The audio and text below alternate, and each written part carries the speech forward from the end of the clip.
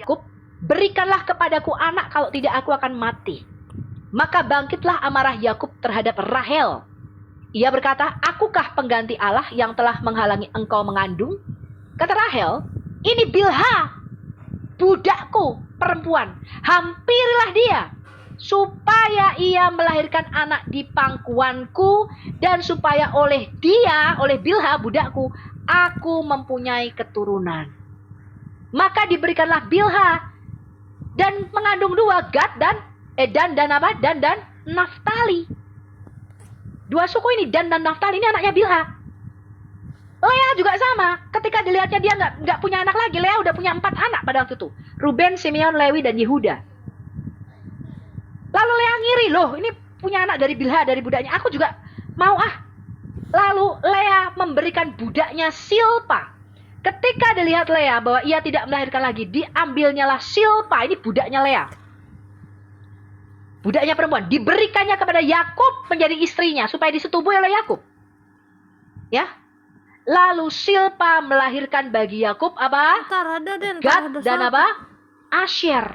Jadi keempat suku bangsa Israel, Dan, Naftali, Gad, Asher itu lahir dari Bilha dan Silpa.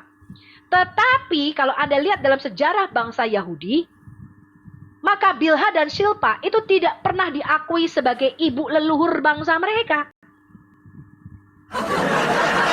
Karena ini budaya timur tengah purba, Bapak Ibu. Kalau seorang istri sah nggak bisa punya anak, itu istilahnya kalau sekarang tuh pinjam rahim atau bayi tabung. Tapi pada waktu itu tidak ada teknologi pinjam rahim atau bayi tabung. Sehingga adalah keputusan hukum Hammurabi pada waktu itu yang dikenal di timur dekat purba budaya pada waktu itu. Kalau istri itu mandul, dia bisa kasih budaknya supaya budak ini melahirkan anak bagi suaminya. Itu budaya pada waktu itu. Paham ya, Bapak Ibu? Paham ya? Nah, ini kesalahan gereja ketika tidak melihat budaya timur dekat purba ini. Kasih ada contoh satu lagi. Di dalam budaya timur dekat purba, Bapak Ibu, maka alam semesta yang kita sebut the universe itu dibagi 3 sama mereka. Mereka berkata begini, ada yang tinggalnya tuh di langit di atas. Mereka menyebutnya surga, heaven, langit. Langit ini pun mempunyai tingkatan-tingkatan. Tingkat pertama itu atmosfer kita yang ada burung-burung di udara. Tingkat kedua itu tempat tinggalnya matahari, bulan, dan bintang, heavenly bodies, benda-benda langit. Ini juga tempat tinggalnya para Elohim, para Allah, di langit kedua.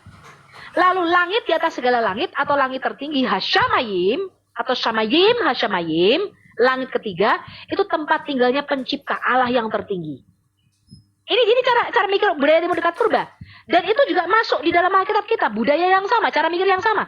Di dalam Alkitab kita langit juga dibagi 3, Bapak Ibu. Langit pertama adalah langit yang ada burung-burung di udara, itu bicara atmosfer kita. Ya, Kejadian 1 pasal yang ke-26. Lalu langit kedua, Kejadian 1 pasal yang ke-14. Yang ada apa? Matahari, bulan, dan bintang. Langit ketiga yang disebut dimensi roh, dimensi kekekalan. Paham ya? Nah, itu terbukti secara sains. Jadi kalau Anda itu bisa meluncur ke ujung alam semesta ini, walaupun itu mustahil karena alam semesta ini terdiri dari berbagai macam galaksi triliunan. Tapi seandainya Anda bisa ke ujung daripada the universe, maka Anda akan masuk satu dimensi lain. Dan sains menyebut sebagai hyperdimension atau disebut sebagai dimensi roh. Di mana di dimensi roh itu tidak ada waktu di situ. Anda sudah melewati dimensi waktu. Di luar dimensi waktu nggak berlaku di situ. Nah, Alkitab menyebut sebagai dimensi roh atau surga, dimensi kekekalan. Ya, itu dimensinya Allah kita, tempat tinggalnya Allah pencipta kita. Ya. Baik, sekarang saya masuk. Ini pengajarannya panjang kalau kita bicara Alkitab. Di Alkitab kita, Keluaran pasal 20, Allah juga menyebut menggunakan budaya timur dekat purba yang sama. Jadi tadi di langit di